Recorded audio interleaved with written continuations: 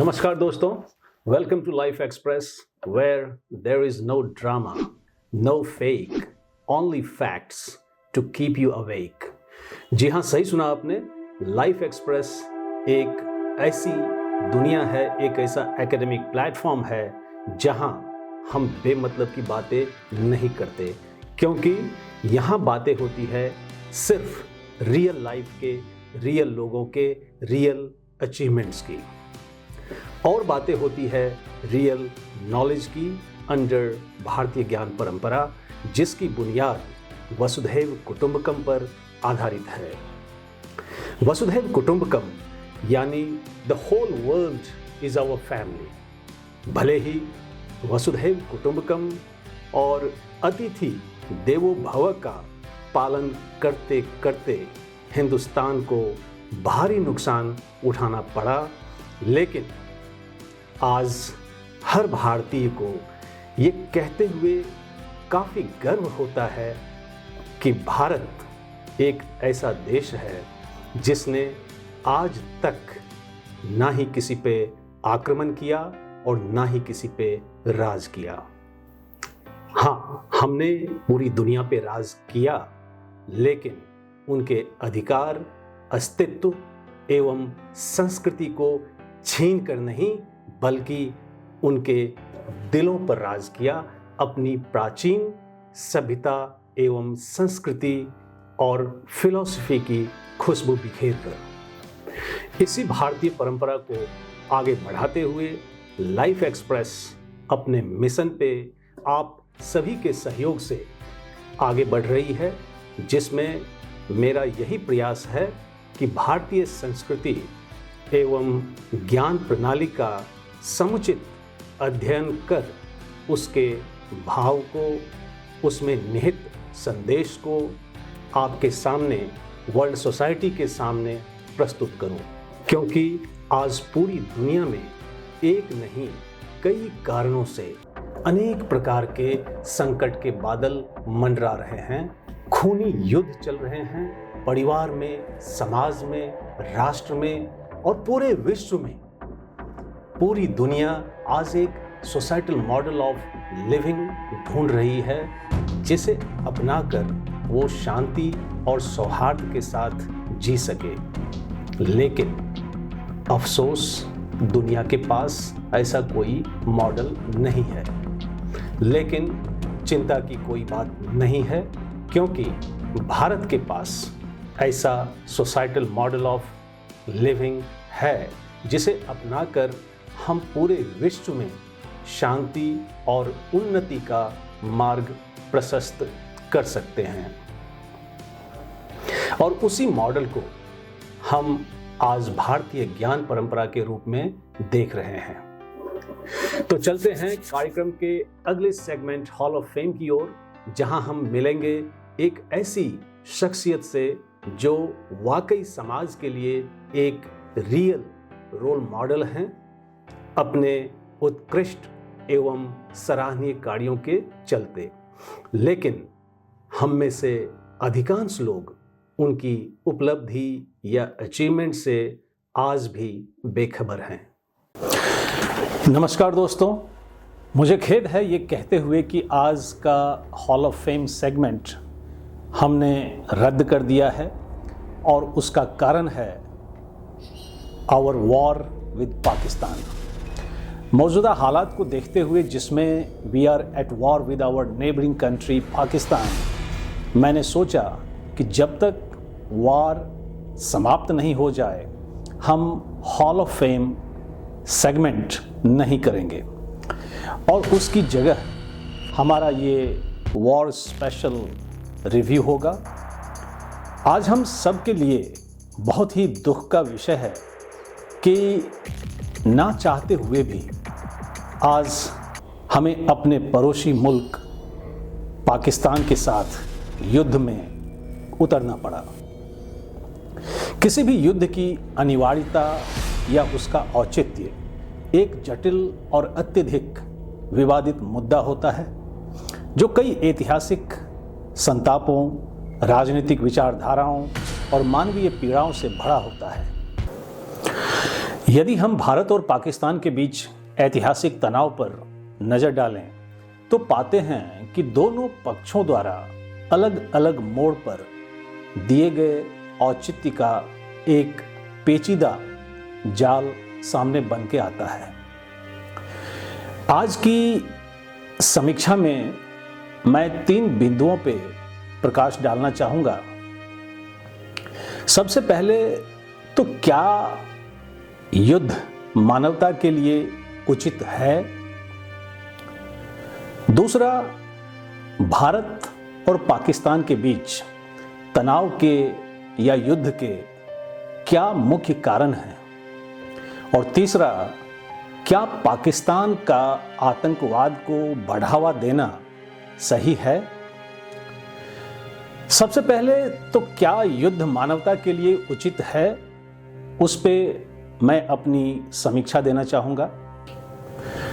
जैसा हम सभी जानते हैं कि युद्ध मानवता के लिए बिल्कुल भी उचित नहीं है, क्योंकि युद्ध का परिणाम हमेशा विनाशकारी और नकारात्मक ही रहा है। उदाहरण के लिए युद्ध के परिणाम स्वरूप लाखों सैनिकों और नागरिकों की मृत्यु होती है, जिनमें अक्सर महिलाएं, बच्चे और बुजुर्ग शामिल होते हैं। अनगिनत लोग घायल होते हैं और आजीवन विकलांगता से पीड़ित होते हैं। युद्ध के दौरान लोग अपने घरों से भागने के लिए मजबूर होते हैं, जिससे विस्थापन और शरणार्थी संकट की समस्या उत्पन्न होती है। युद्ध के पश्चात जो सर्वाइवर्स होते हैं, उन्हें एक बहुत ही बड़े साइकोलॉजिकल ट्रॉमा या मनोवैज्ञानिक आघात से गुजरना पड़ता है। इसके अलावा हमें कई प्रकार के फिजिकल डैमेज या डिस्ट्रक्शन देखने को मिलते हैं, जैसे घरों, स्कूलों, अस्पतालों, सड़कों, कारखानों सहित कई बुनियादी ढांचों की तबाही। और इन तबाही के चलते हमें एक बहुत ही बड़े इकोनॉमिक कोलैप्स या आर्थिक हानि का सामना करना पड़ता है, क्योंकि उनके पुनर्निर्माण के लिए आपको बड़े पैमाने पर आर्थिक संसाधनों की आवश्यकता होती है। आर्थिक पतन के अंतर्गत हमारा व्यापार, उत्पादन और निवेश भी बाधित होता है, और आर्थिक पतन जन्म देती है आर्थिक मंदी, गरीबी और दीर्घकालिक आर्थिक अस्थिरता को। विकास और सामाजिक कल्याण के निमित्त संसाधनों को सैन्य खर्च में बदल दिया जाता है, और इन सबसे बढ़कर युद्ध हमेशा से सामाजिक विखंडन को भी जन्म देता है, जिसमें मौजूदा जातीय, धार्मिक और राजनीतिक तनाव शामिल होते हैं। साथ ही बुनियादी मानवाधिकारों का अक्सर उल्लंघन या क्षरण होता है, और अत्याचार एवं वॉर क्राइम्स प्रबल हो जाते हैं। तो देखा जाए तो युद्ध हमेशा चौतरफा नुकसान पहुंचाती है। हालांकि कुछ लोग ये भी मानते हैं कि युद्ध कई बार उन्नति के द्वार भी खोलती है, लेकिन ये उन्नति अक्सर एक भयानक मानवीय लागत पर आती है, जो यकीनन शांतिपूर्ण तरीकों से हासिल की जा सकती है। युद्ध कभी कभी सामाजिक संरचनाओं और राजनीतिक प्रणालियों में बदलाव ला सकते हैं।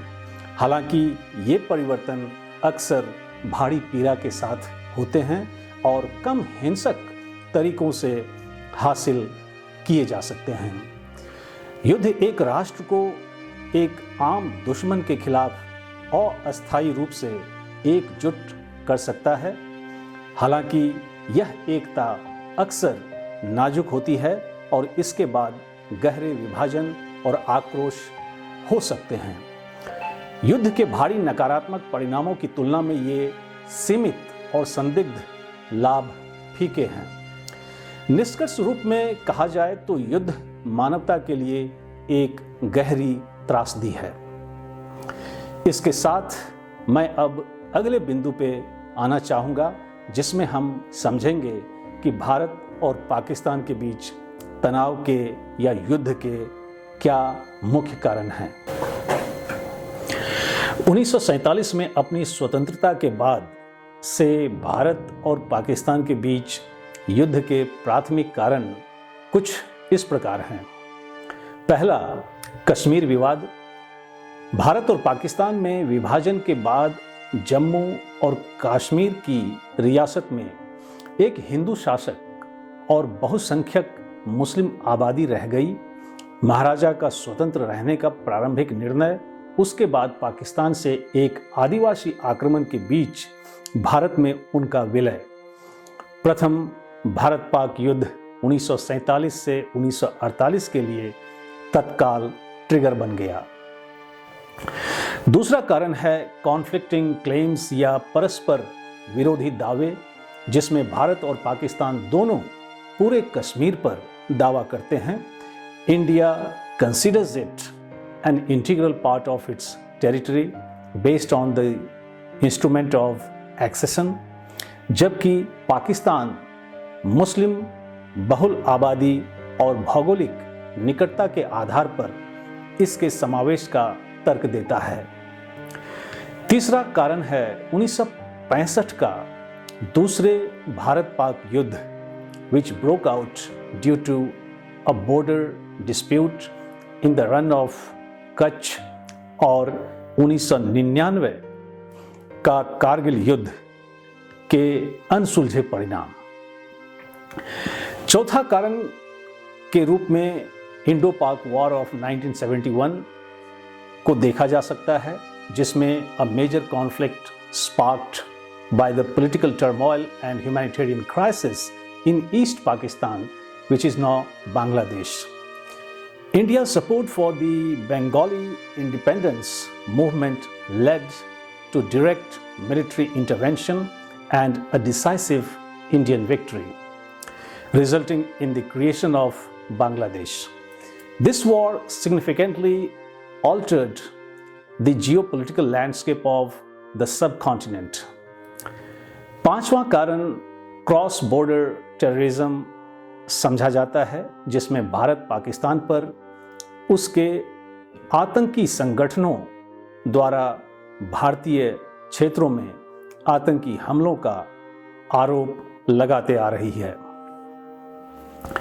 और इसी से जुड़ा छठा कारण है पाक अधिकृत कश्मीर में उग्रवाद या आतंकवाद की सक्रियता,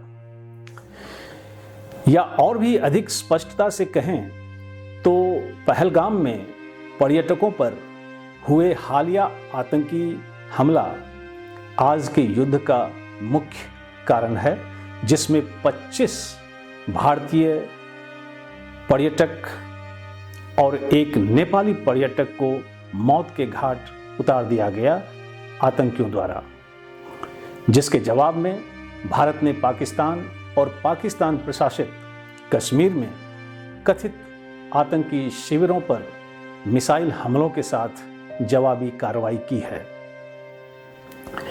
आखिर में मैं इस बिंदु पर बोलना चाहूँगा कि क्या पाकिस्तान का आतंकवाद को बढ़ावा देना सही है? Should Pakistan encourage terrorism? मेरा सीधा जवाब होगा कि पाकिस्तान को आतंकवाद को बढ़ावा नहीं देना चाहिए।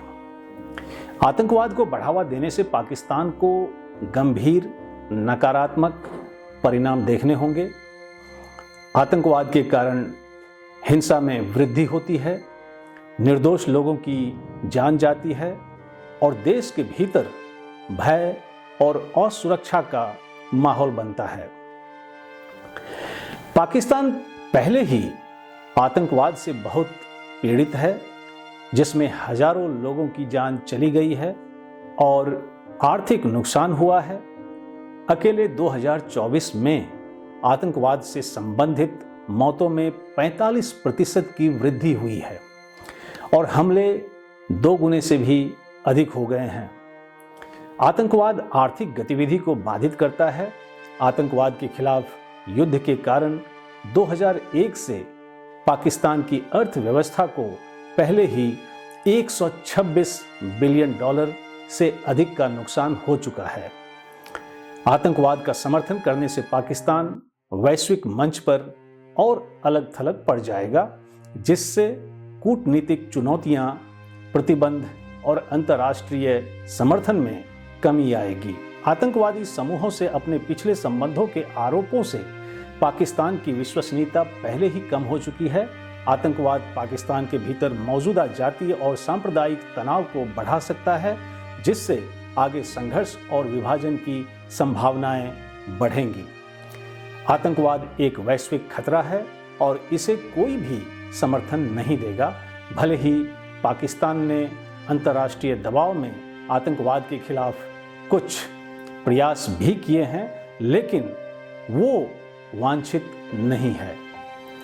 पाकिस्तान ने आतंकवाद विरोधी कानून भी लागू किए हैं और उसकी 1997 के आतंकवाद विरोधी अधिनियम को और प्रभावी बनाने के लिए कई बार संशोधन भी किया है। पाकिस्तान ने आतंकवाद के वित्त पोषण पर अंकुश लगाने के लिए काम किया है और इस क्षेत्र में प्रगति दिखाने के बाद अक्टूबर 2022 में वित्तीय कार्रवाई कार्यबल FATF की ग्रे सूची से हटा दिया गया। पाकिस्तान सरकार ने हिंसक उग्रवाद का मुकाबला करने के लिए कट्टरपंथ उन्मूलन कार्यक्रम भी शुरू किए, लेकिन परिणाम संतोषजनक नहीं है। आज पूरा अंतर्राष्ट्रीय समुदाय व्यापक रूप से पाकिस्तानी आतंकवाद की निंदा करता है। प्रमुख देशों और अंतर्राष्ट्रीय संगठनों ने हाल ही में हुए आतंकवादी हमलों और सैन्य प्रतिक्रियाओं के बाद पाकिस्तान और भारत से संयम बरतने और तनाव कम करने का आग्रह किया है। देखें हम उस पर कितना खड़े उतरते हैं। दुनिया चाहेगी कि पाकिस्तान आतंकवाद से लड़ना जारी रखे और अपनी सीमाओं के भीतर और व्यापक क्षेत्र में शांति और स्थिरता को बढ़ावा दे।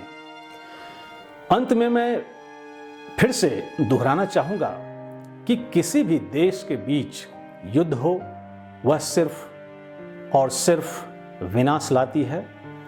युद्धों में मरने वाले भारतीय हो या पाकिस्तानी, लेकिन मरता एक मानव ही है। क्या यही मानव जीवन है या क्या यही उद्देश्य है मानव जीवन के? सोचें और कमेंट बॉक्स में लिखें। अगले एपिसोड में उस पर चर्चा करेंगे। और हाँ, एक और बात मेरे मन में कौंधते रहती है कि आज विश्व में जितने नोबेल पीस प्राइज विनर्स हैं, वे क्या कर रहे हैं ग्लोबल वॉर्स को शांत करने के लिए?